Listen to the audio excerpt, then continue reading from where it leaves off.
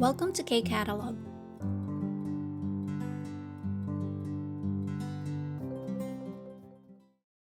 Level 4 Unit 3 na tayo, page 36 to page 38 ng textbook. Title ng Unit 3 natin, Sengwal Sog의 Kwahak. Sengwal, it means life. Sog의, so yung sok dyan is yung in, within, or inside, sa loob. Kwahak, science. So we can say science and technology. So I want to include yung technology kasi sa vocabulary part natin, more on sa technology siya. Okay? So, yung title is Life in Science. Medyo awkward, kaya pwede nating isipin, mas natural na title dito is Science in Daily Life. Okay? So, tingnan natin yung pictures. First picture natin, as you can see, sa loob ito ng convenience store. And nagbabayad siya using yung tinatawag nilang kiosk. So, kung ang nakasanayan is before is magbabayad ka sa counter, may tao doon. Nowadays, sa mga convenience store dito sa Korea, gumagamit sila ng self-kesan or yung tinatawag na self-payment, okay? So, kiosk yung tawag nila, no? And then, next picture, so, naglalaro sila using yung games na, yung VR. Ayan. So, check natin yung question. First question, 이 사람들은 무엇을 하고 있어요? So, sagutin natin yan. Balikan natin yung first pick. Yan. So, dito, pwede nating sagutin ng 편의점에서. Tapos, gamit yung kiosk, 키오스크를 사용해서 계산하고 있어요.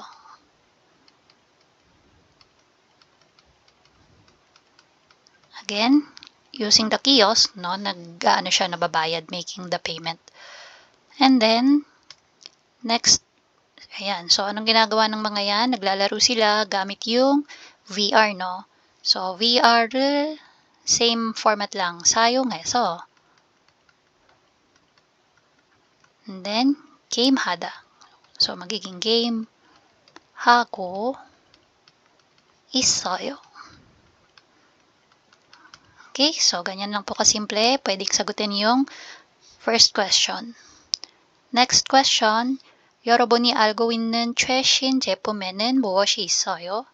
What are some of the latest products that you know about? Okay, so 제품, products. And then, 최신, latest. So, mapagadget man yan or anong klaseng machine man yan. Okay? So, ngayon, ano ba yung mga latest na alam natin? Sasabihin nyo lang. So, 저는 Switch 2. Yan yung latest na Game Gigi. Ano pa? So, yung mga air fryer, ano pa yung mga robot vacuum cleaner, yung mga yan.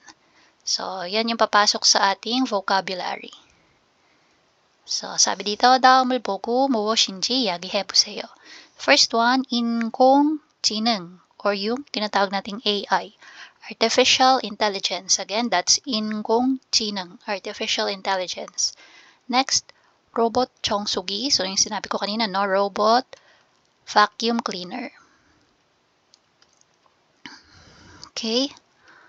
Tapos, meron tayong 인공지능 speaker. So, again, 인공지능, AI, artificial intelligence speaker.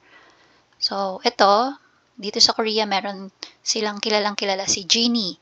Yan, yung AI speaker. Para siyang si Bixby sa Android or si Siri sa Apple phones, no? Pag sinabihan mo siya na, buksan mo yung TV or switch on mo yung TV, yan. So, bubuksan niya or switch on niya yung TV. So, pwede mo siyang iset into any language na gusto mo, no? Kung ano yung available na languages. So, dito, yung kasunod, 자율 주행차. So, yung ating mga self-driving car. Yan. So, recently sa news, no, pinalabas yung 자율 주행 bus dito sa Seoul. And then, I believe meron din sa Jeju. Yan, yung self-driving car. Sulat natin, self-driving car. Yan. And then sa Seoul, meron din, no, bus. Next, 3D printer. Ayan, alam na natin to, yung ating mga 3D printers. Tapos, drone. So, drone.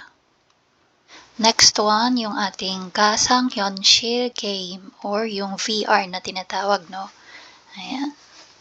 And then, Muin Pyeonijom. So, yung sinabi ko kanina, convenience store, tapos walang tao, no? So, unmanned convenience store. Ayan.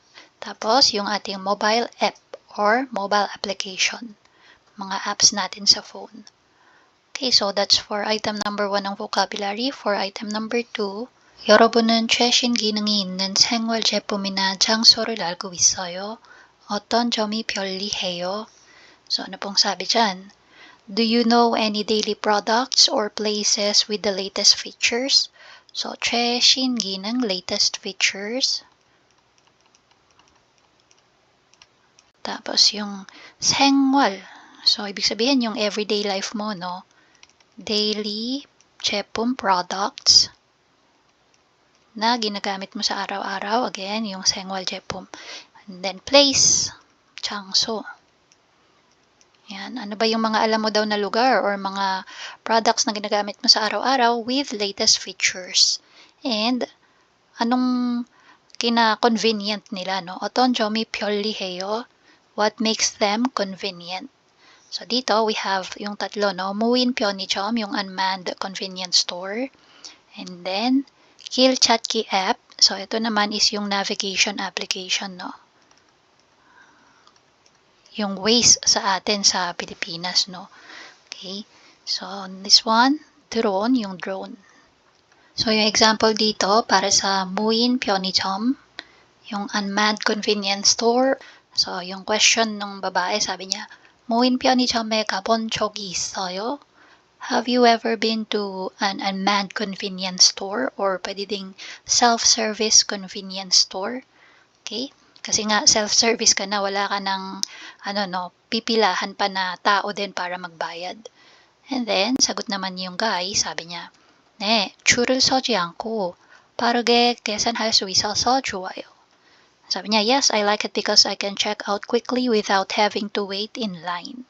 Okay, so sabi niya, no, oo, nakapunta na ako and nagustuhan ko siya kasi nga, hindi mo na kailangang pumila para magbayad. So, mabilis yung processing, no?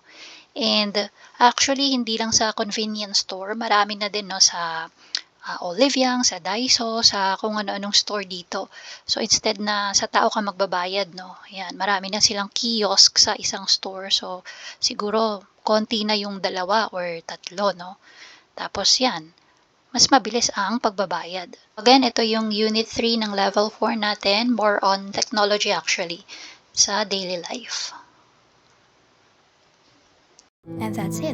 If you find this video helpful, please hit the like, share, and subscribe button. So I still hope to see you in the upcoming videos, and again, thanks for watching.